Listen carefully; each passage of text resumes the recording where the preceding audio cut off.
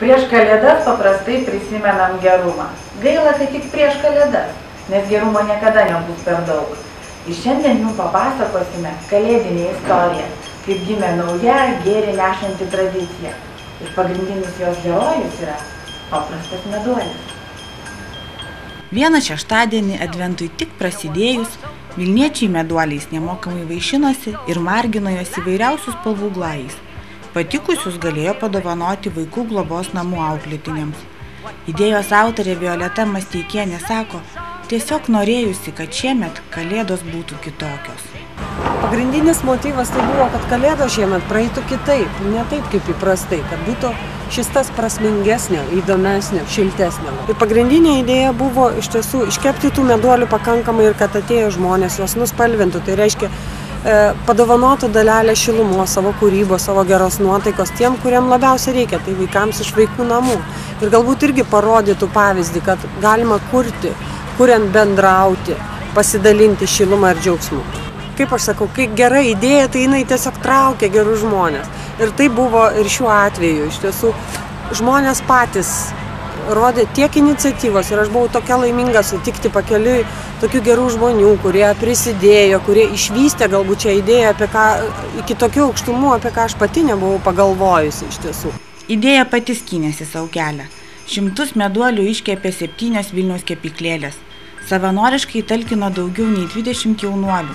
Žmonės vis ėjo ir ėjo, smagu buvo tarp svečių pastebėti ir garsius Lietuvos žmonės, aktorius, laidų vedėjus su vaikais. Taigi akcija sulaukė tokio susidomėjimo, kurio mes net neplanavom. Kai kuriuose kepyklėlėse, taip vadinamo piko valandomis, buvo tiek daug žmonių, kad jas buvo net sunku patekti. Bet tai iš tiesų buvo tam tikras žavesys, irgi tam tikra kalėdinė nuotaika, kad žmonėm buvo kažkokias bendrumo jausmas, tas dar didesnis, kai mažoje erdvėje yra daug žmonių.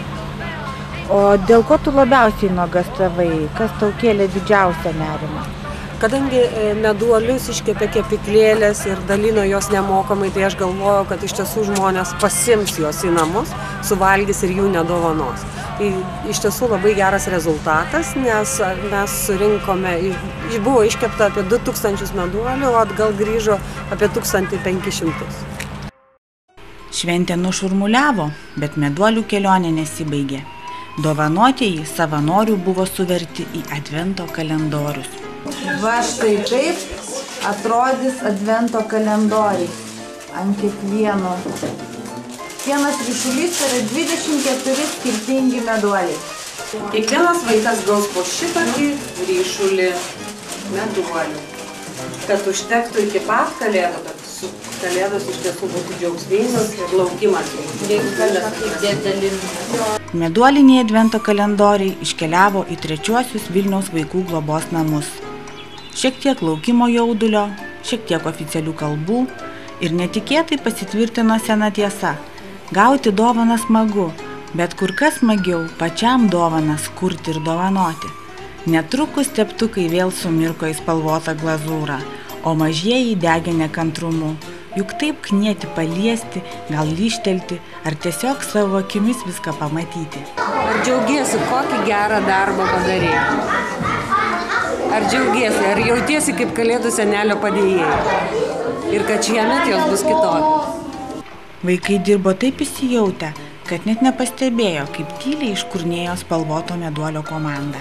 Aš džiaugiuosi, kad man atėjo ta mintis, kad viskas taip susivedė, kad aš sutikau gerų žmonių, kad viskas taip, tiesiog tam lemta buvo įsipildyti. Ir aš labai džiaugiuosi, kiekvieną patirtim.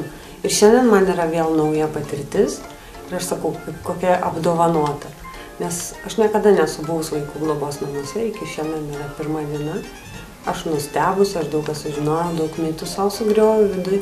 Bet labiausiai, tai aš džiaugiuosi, nes aš mačiau tą gyvą džiaugsmą, kuris iš tiesų ir įteikus meduolius, ir jiems patiems bepiešėm. Tai buvo fantastiškai. Bet ir tai dar nėra istorijos pabaiga. Patys gražiausi meduoliai keliavo toliau gerų darbų daryti. Labas rytas visiems. Gražus žiemos rytas. Šalta, bet čia iš karto jaučiasi šiluma, kadangi tiek daug gerų ir žmonių, kurie atėjo su viltim, su noru padėti ir pasidalinti su tais, kurie daugiausiai reikia. Ponios Almos Adamkienės globojamoje tarptautinėje Kalėdų mugėje spalvoti meduoliai buvo parduoti, o už juos gautos lėšos skirtos labdarai. Gražiausių meduolių autoriai išsidalino rėmėjų dovanas, o meduolio kelionė tęsiasi toliau. Iki pat Kalėdų į spalvoto meduolio interneto svetainę plūdo laiškai. Žmonės dalinosi savo mažyčių naminių meduolių marginimo švenčių įspūdžiais. Kepyklėlis jau savo iniciatyvą pratęsė gražią šeštadieninę tradiciją. Ir aš patikėjau, kad šiemet Kalėdos bus kitokios.